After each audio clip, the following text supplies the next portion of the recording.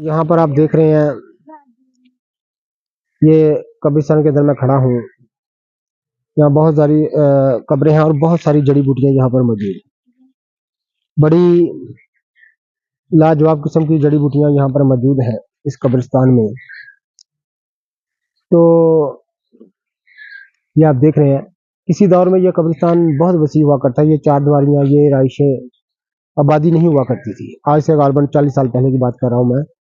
यहाँ पर इस जगह पर, ये जो आप जगह देख रहे हैं, इस जगह पर, ये मैं दिखा रहा हूँ, इस जगह पर छितर-थोर बहुत हुआ करता था। ये जो जगह मैं आपको दिखा रहा हूँ, इस जगह पर छितर-थोर बहुत हुआ करता था और यहाँ से इंसान गुजर नहीं सकता था।